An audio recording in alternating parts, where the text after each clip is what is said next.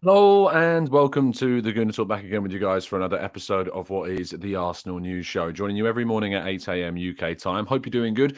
Hope you're doing well. Thank you so much for joining us in this morning's show, talking all things Arsenal, of course, and updating you about everything that's going on in our world of the glorious club that we follow.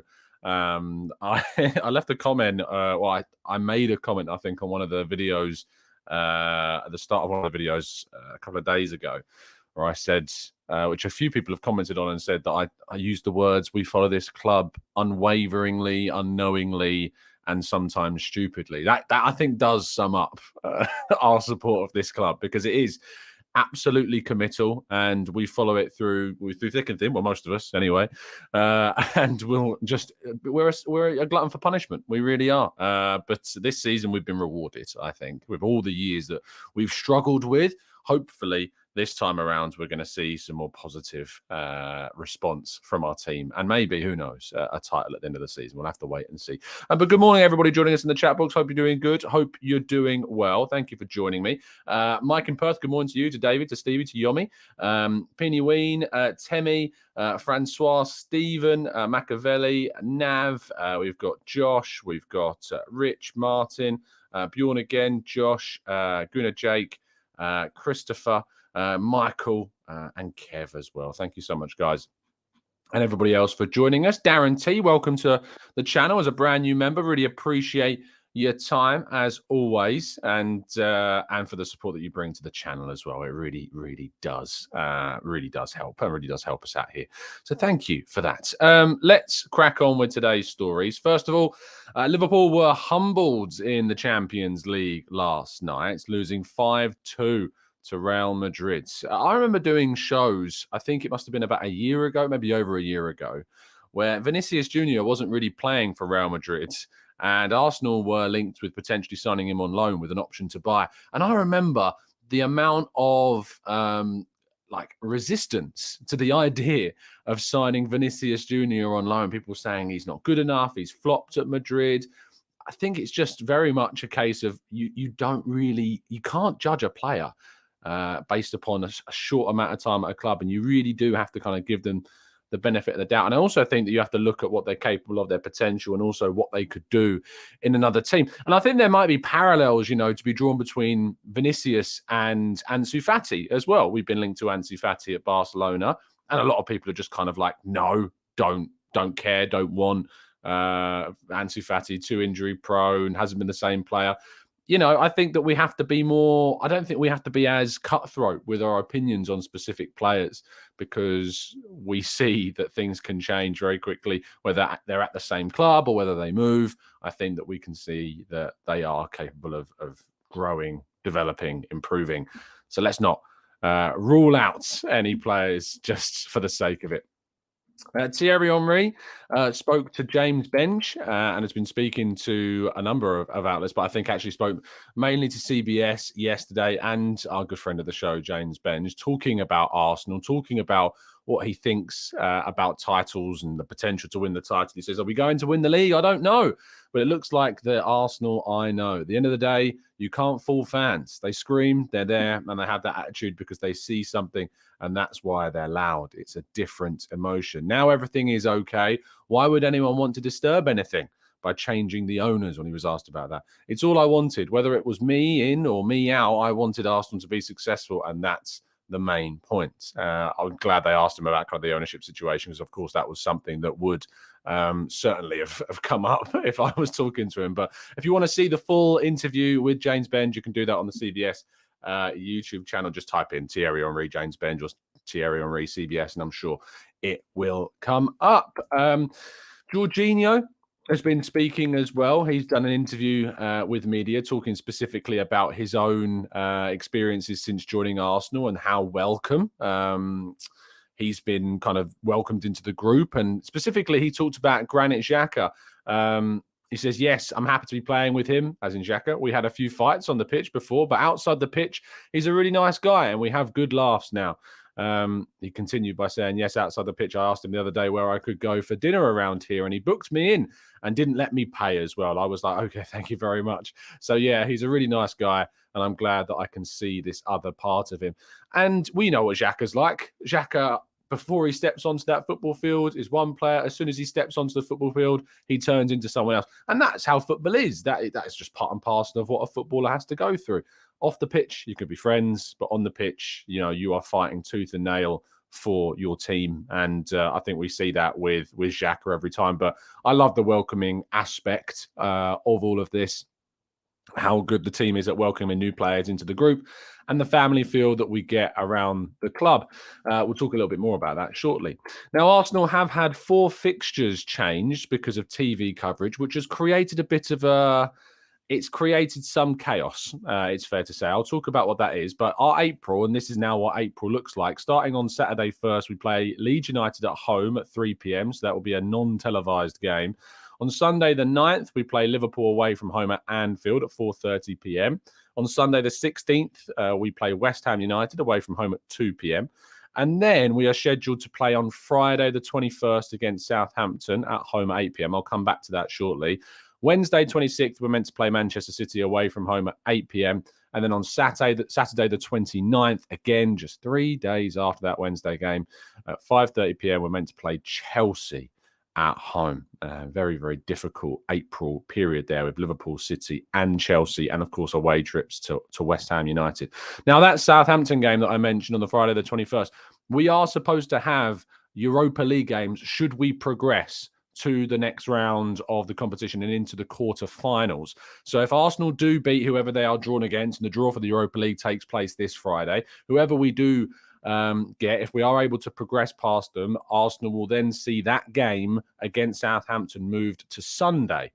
Now, what that means is that Arsenal will play at 7 p.m. on Sunday before they play Manchester City on the Wednesday away from home, before they then play Chelsea the following Saturday at the Emirates. It is an incredibly ridiculous fixture schedule for Arsenal, but there isn't too much they can do about it. The only thing they really could have done for me is have moved the Chelsea game to the Sunday. Why they've put Arsenal on Saturday against Chelsea, I do have an idea. I'd rather not talk about it verbally, but they have made it exceptionally difficult for Arsenal in April. What I would say is, though, is if Southampton do progress to the semi-finals of the FA Cup, which is a very realistic probability, they've got Grimsby in the 5th round, and then they will be, if they manage to beat Grimsby in the 5th round, they will have a quarter-final tie against one of the teams that still remain in the competition. You could have the likes of Man United, Man City, Spurs, Brighton, West Ham, I think, are still in it as well. All these teams that are still in it. If they beat whoever they have after Grimsby in the quarterfinal, Arsenal will have a weekend off before the game against Man City, because the FA Cup semi-finals are due to take place on April 22nd.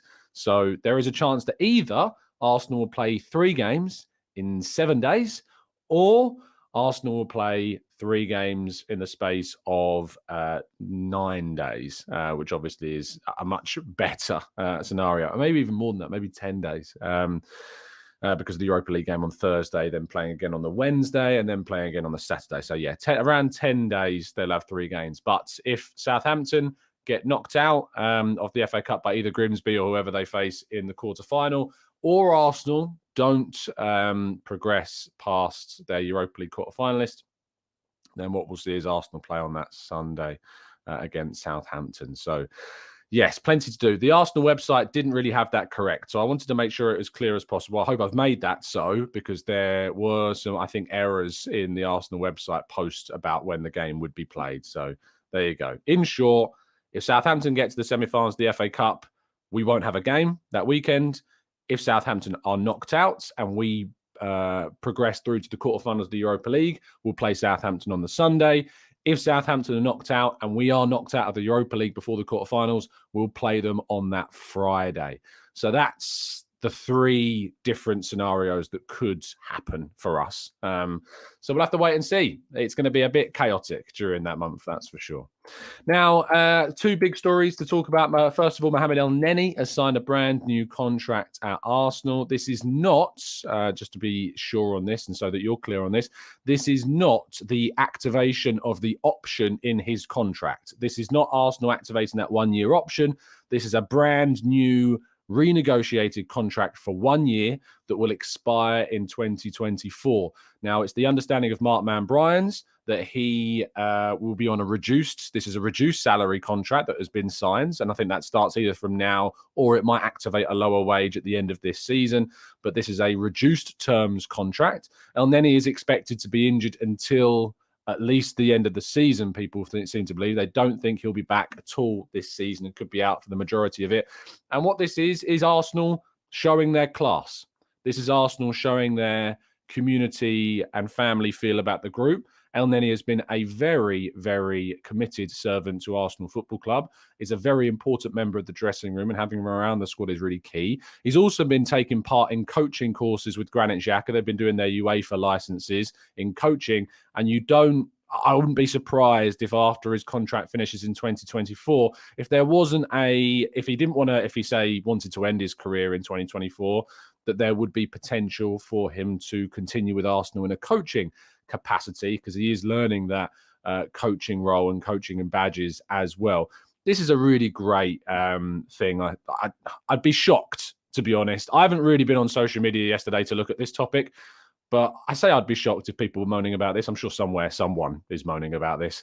But I think this is a great example of, and it's a great kind of thing to set out to potential signings as well. You look at, if you're an outside person looking in on Arsenal and you see them looking after their players like this, I think it shows Arsenal certainly is a club that is willing to look after their players that have been at the club for a significant period of time, and are going to be doing that for the foreseeable future, because obviously his injury means that he's going to be running out for the season. He would be going into the summer transfer window injured without a club. It would leave him in a very precarious position. So who knows? I might be surprised. There might be still people out there moaning about this. There usually are. But I think this is a great thing for Arsenal to show. It's actually what Arsenal did with Santi Cazorla. It's what Arsenal did with Mikel Arteta. And it certainly shows the class of Arsenal and why Arsenal are a club that I love and support so much. Let's move on to our headline story. Simon Collins reported yesterday morning that Partey is not to be rushed back from his back tightness.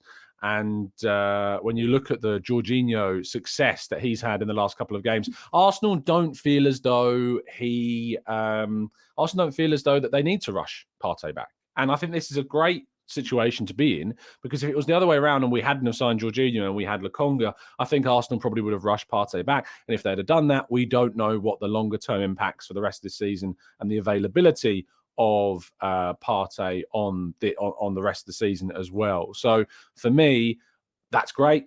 The fact that he's not being rushed back. Now, Arteta said that it's only a minor problem. It's only an issue that should keep him out for about a week or so. So he might not be available for Leicester, although there is hope that he will be in that squad. But he didn't train yesterday. But there'll be hope, of course, that Partey will be returning maybe for Everton next week. But the club don't feel like they need to rush him back whatsoever, which is obviously a real positive as well. So, yes, fingers crossed Partey will be back, available, fit and ready for the game against Everton. Who knows? Maybe Leicester, but most likely Everton. And that brings us to an end of part one. I do need to tell you, of course, about this fantastic prize, of which more than half of the tickets have already been sold. If you want to get involved with the latest Football Prizes competition, it gives you the opportunity to win a signed and framed Bukayo Saka shirt. Within that frame is a small television that actually plays highlights of Saka's career at Arsenal so far. There's also the opportunity to win a signed and framed Thomas Partey Arsenal shirt as well, a Tomiyasu signed and framed Arsenal boot, a signed David Seaman Arsenal photo mount as well, and plenty of Football Prizes site credit so you can re-enter other competitions. But as I say, at the time of this recording, 169 of the tickets, the 299 available, have been sold. So that's half in the space of less than a day. So do get involved with the competition if you haven't done so already. Okay, let's move to part 2 and your questions right after this.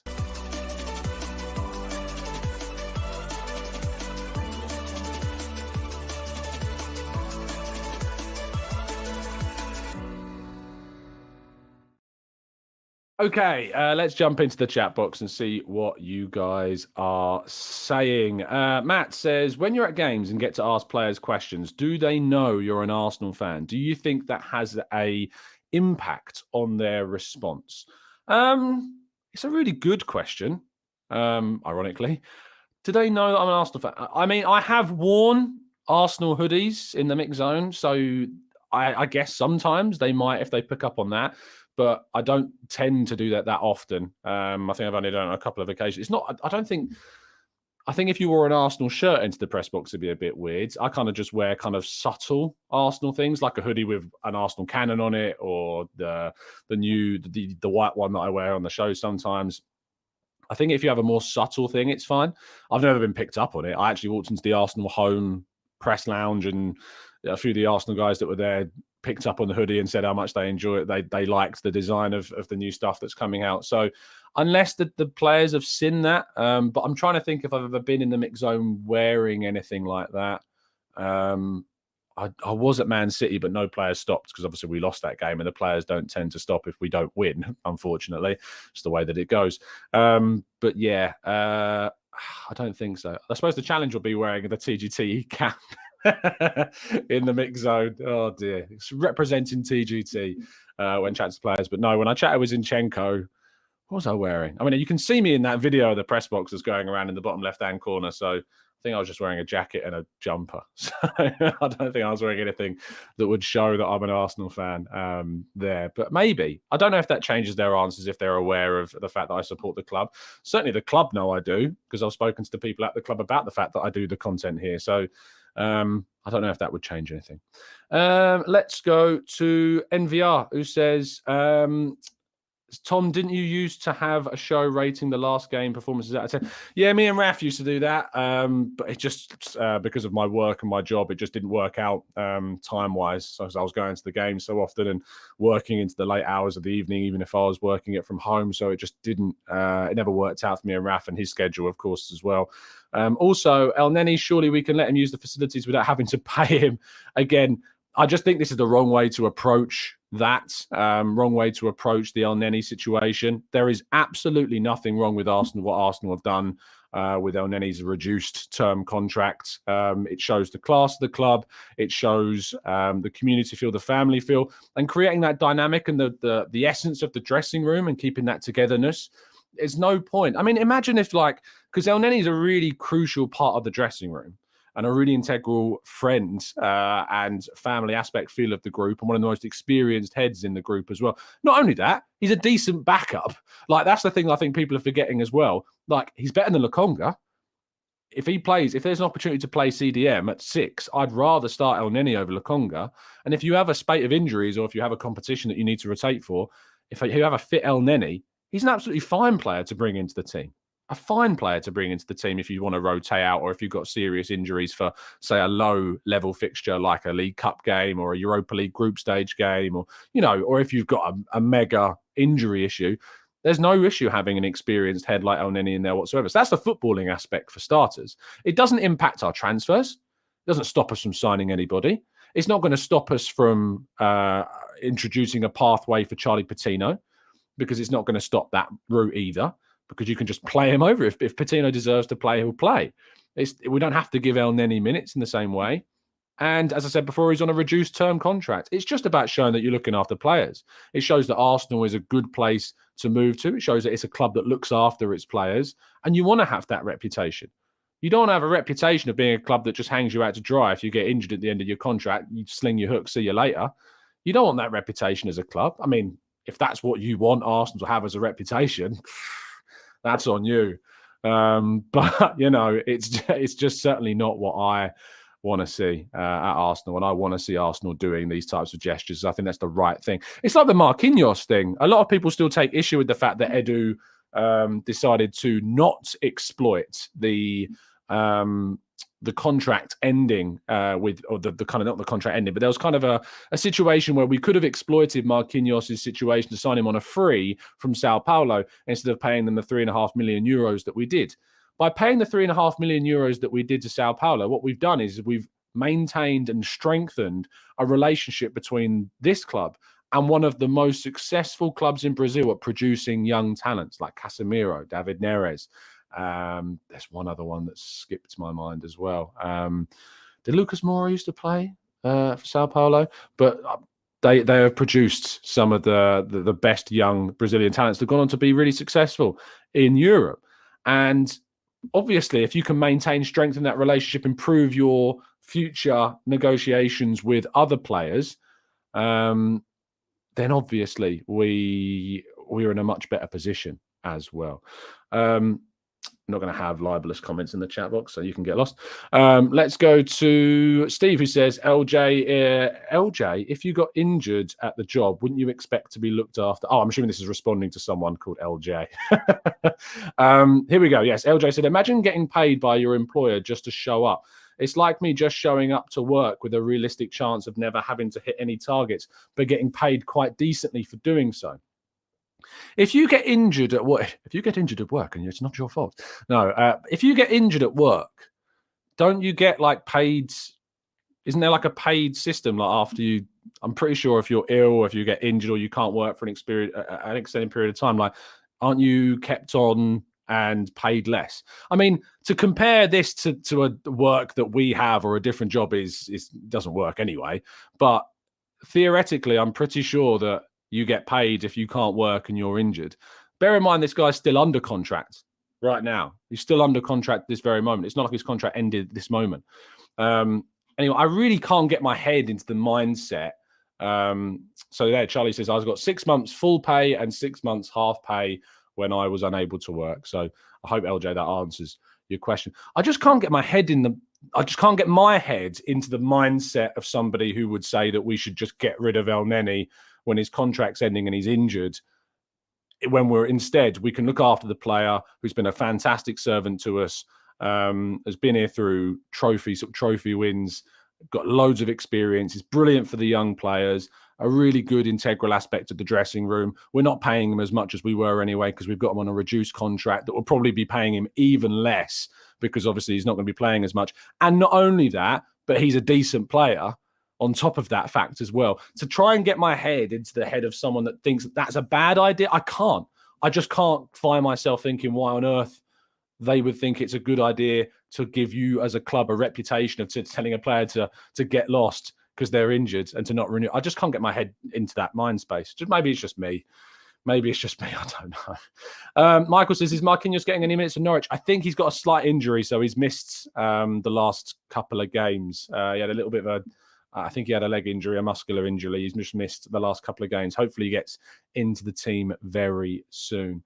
Let's go to... Hi, Tom, says, Kabenga says, you need to skip the Elneny questions. Whoever doesn't understand the meaning of good should remain ignorant of it. Francois says, Tom, only people who don't understand the dynamics of a team spirit and team philosophy doesn't.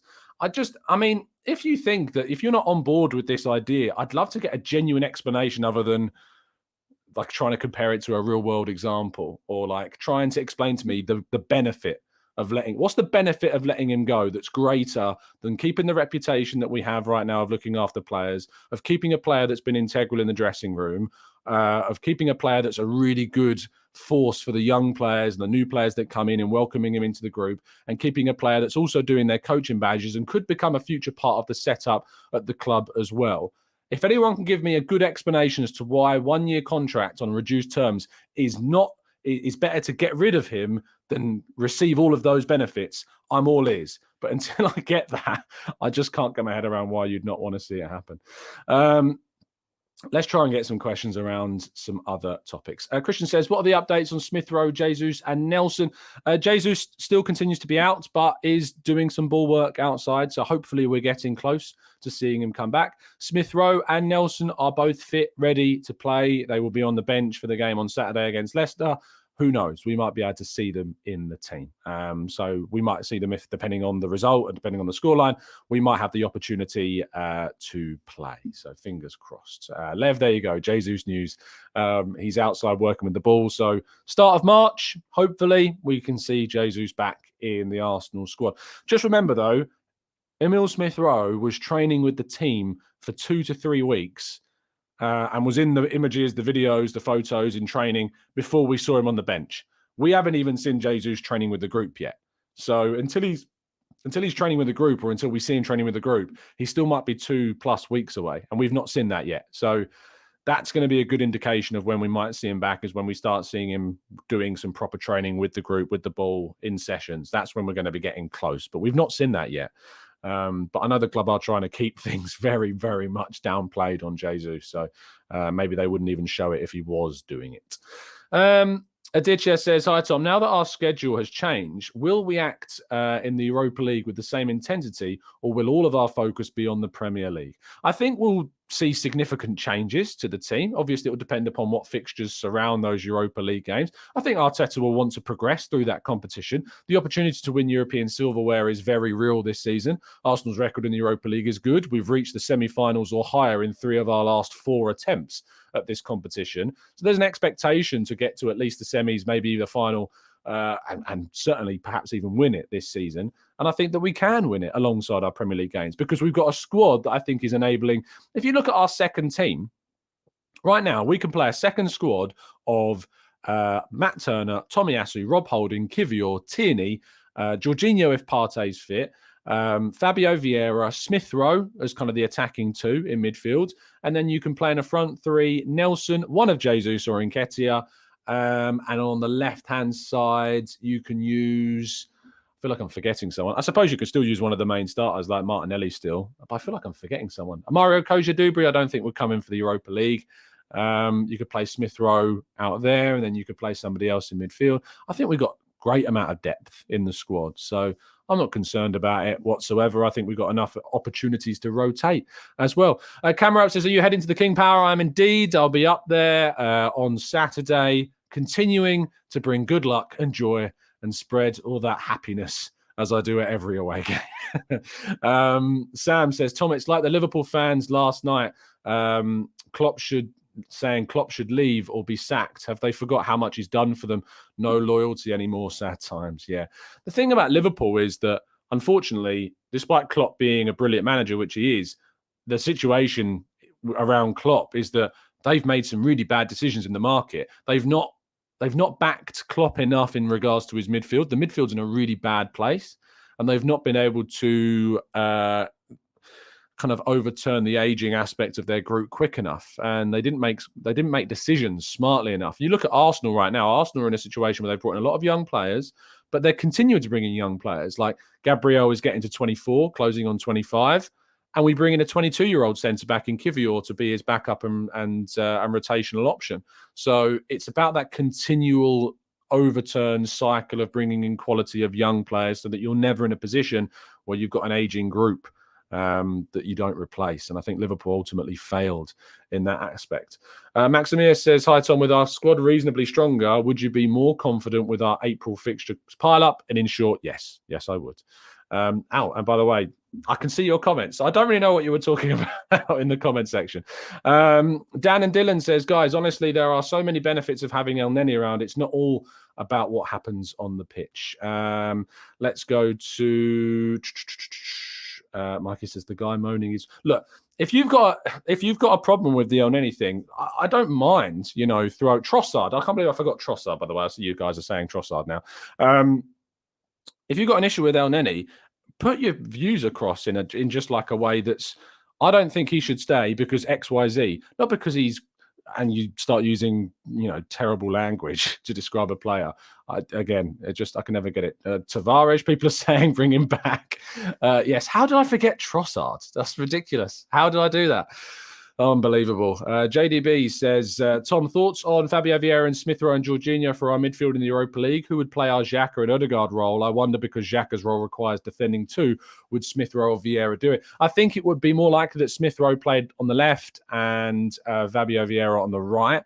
I think that Smith Rowe occupies a lot of the same spaces that, of course, Xhaka had occupied earlier in the season when Smith Rowe was playing kind of on the left wing. They certainly did kind of move inside, and they occupy a lot of the same areas now. So I think Smith Rowe can play the Xhaka role. Yes, we might be a bit more vulnerable defensively, but then you've got Kivior and Tierney behind that position. Arguably, Tierney gives you more coverage defensively. So I think that we would be fine using in that position.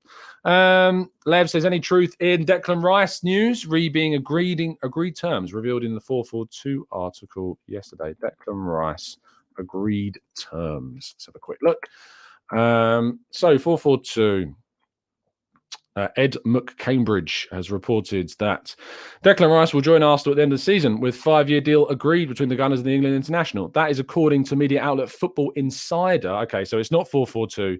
They're citing Football Insider, who claim Rice will be paid £200,000 a week at the Emirates, a huge rise on his current £60,000 per week contract. Now, the best thing to do in these types of situations is to look at the original source article, agreed terms. Let's have a quick look. Football Insider, Arsenal in pole position. We talked about this article a while ago. So the article on Football Insider, Arsenal lead Premier League rivals in the race to sign West Ham captain Declan Rice after further encouragement behind the scenes, sources have told Football Insider. Sources with an understanding of the 24-year-old situation have revealed that the Gunners are in sustained contact with Rice's representatives ahead of a summer deal. Arsenal are trying to steal a march on their rivals by negotiating an agreement with Rice before the end of the season. The England international is widely expected to leave West Ham in the off-season when he will have just 12 months left to run on his contract. His precarious contract situation means West Ham are only likely to be able to command a fee of between 70 to 80 million for their most saleable asset. It is also believed that the Premier League leaders are willing to hand Rice a long-term contract worth in excess of £200,000 per week, a step up on his reported current £60,000 per week wages. Now, I'm just skim reading slightly further down this article, and I'll leave a link to this so you guys can cross-reference as well. I don't see anywhere in that article, and tell me if I'm wrong, but I don't see anywhere in that article where 442 have then gone, Declan Rice will, the first sentence of 442's article is, Declan Rice will join Arsenal at the end of the season with 5-year deal agreed between the Gunners and the England international. That is according to Football Insider, who claim Rice will be paid £200,000 per week at the Emirates Stadium. Now, I've just read through to you that article of Football Insider. Nowhere in that article of Football Insider does it say that they've got an agreement. All it says is they're in pole position, as in they're leading the race, which in itself is a very broad term. They've suggested that it will. The information they've suggested that they've got is two things. One, that they think that the contract that they were willing to hand to him is £200,000 a week, and that West Ham will be willing to sell him between 70 and 80 million pounds. So this is what I always encourage people to read the full article, not just headlines, because the headline of 442's article saying Declan Rice agrees terms with Arsenal ahead of summer switch, in which they then reference Football Insider, and the Football Insider article doesn't say anywhere at all that Declan Rice has agreed terms with Arsenal. It's what can I say? It says Arsenal are in pole. The Football Insider article's headline is Arsenal are in pole position to sign Declan Rice on £200,000 per week deal after new talks. Nowhere in that headline does it say Arsenal have agreed the deal. And this is what I always say to people: like, you need to read the full article. You need to make sure you read where the source information comes from, and then read the source information as well. Like, one of the most annoying things, and look, a part of my job is always to give my view on things that are reported by other outlets. So if I write a piece, I don't know if there's an example on my page that I can show you. It's been a while since the transfer window, so I've not necessarily been writing about transfers at all. But let's say, for example, that, I don't know, let's name an outlet in Italy, Calcio Mercato, our favourite salt shakers. Yeah, let's say they write an article that says that Arsenal have an interest in signing Victor Osimhen, right? And so part of my job is to discuss kind of articles that are written elsewhere and to discuss news that's being talked about. So I might then write an article that references Calcio Mercato saying that Arsenal are interested in signing Victor Osimhen, according to Calcio Mercato, because that's the information that they've reported. After that, I'd then kind of give my view on things. I'd give what I think about the player, how likely I think a deal is, what he could bring to Arsenal, all those types of things. But what I've just read there is not that. This is Football Insider claiming that Arsenal are leading the race to sign a player that they think they would offer £200,000 per week, and then someone taking that information and turning it into something completely different. So, yeah, it's frustrating because then I get people like yourself, Lev, who unfortunately have read that, and it's not your fault because you've read that headline, you've read that bit that says we've agreed a deal when that's not the case. We've not agreed a deal at all. And nowhere in the Football Insider article does it claim we've agreed a deal. So, that's a problem. That's a problem. Gavin, thank you so much for the membership. Really appreciate your time and your support of the channel. Welcome very much to the TGT family. Marcus says, sack the writer. No, look, this needs to be changed. This whole aspect around sacking people. We're so quick to say sack people. Like, I don't want to see people sacked. I want to see people improve. I want to see people held accountable for their mistakes and not make them again. That's what I want to see. It's always kind of this whole thing about sacking people. Anne says, let's talk Champions League because we will be there next season, no doubt.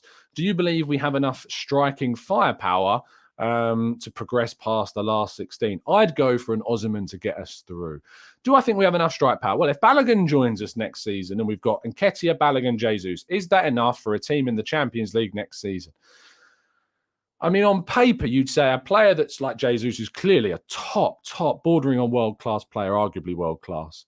A player in Nketiah who's done a decent job in his response, and the player who's currently leading the goal-scoring charts in Liga. I'll tell you what, if Balogun wasn't an Arsenal player, and Balogun was just a Rennes player playing in France and leading Liga and on the same amount of goals as Kylian Mbappe, how many of us would be saying, we should be going to sign that Balogun guy?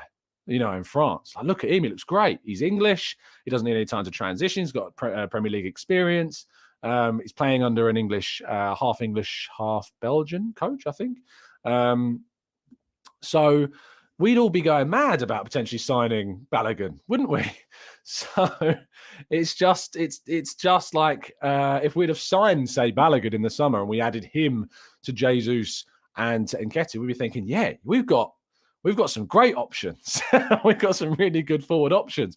And I remember that a lot of people wanted to see us sign Jonathan David as a potential forward to come into the team as well, still playing in Lille. And if we'd have brought him in, who's not scored as many goals, or maybe as many goals as Balogun, we'd be saying, yeah, David, Jesus, and Nketiah, that's a great three options for the strikers for the season.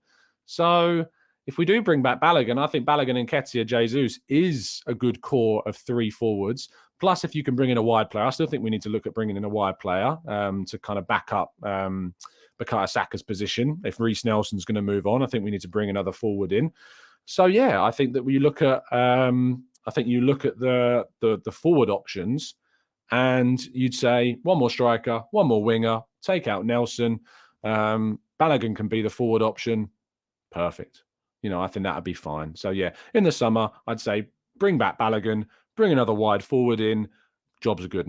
I think we need another midfielder coming in the summer, and I think we need a right back. So in the summer, kind of my shopping list right now is a right back, a centre midfielder, a right winger, and bringing Balogun back and keeping him. If he goes, then you need to bring in a striker. So I think that would be what I would like to see. Potentially a left back, depending on what happens with Tierney and Tavares. Like, you have to take that into account. It depends on who else leaves as well. So that's potentially something else that we need to do. Henke Hull says, Mason Mount for the left 8 role. Contract ends in the summer of 24. Could be a great signing. I tell you what, if you could sign Mason Mount on a free transfer, absolutely go and do it. I think he's great. I really, really like Mason Mount. I think he's been really underused and underappreciated at Chelsea. I think he's a player that under Thomas Tuchel was doing well. I think he's a player that has come through that club, and when they're now going out and spending silly amounts of money on players, he's really become underappreciated. The problem with Mason Mount is we kind of already have him in Smith Rowe. There are a lot of similarities between Smith Rowe and Henke Ho. So yeah, I'm not sure. I'm not sure that we'll necessarily see that happen. But I would sign Mason Mount. I like Mason Mount a lot. I think we had a super chat from Master White. Trossard's the only one that you look at coming into that front three. I'd like to see him using a centre-forward position. I think it's something that could work. Jesus is obviously coming back. You've got Nelson on the bench. If you're looking at an option in the summer, I've just discussed Balogun, of course. But in regards to... people are saying I've frozen. Have I frozen? Have I frozen? I'm hoping I've not frozen. I'm back. Apparently I'm back. Super chat killed the stream. Apparently I'm back. Sorry, I froze for a second. I think that in regards to that super chat, if you didn't hear what I was saying, in the summer, we need to bring in a wide player. With the current options we've got right now, Leandro Trossard obviously is the player that you would that you'd look to kind of bring in that forward line. I think he could play at centre forwards. I think that's something that we could ultimately see.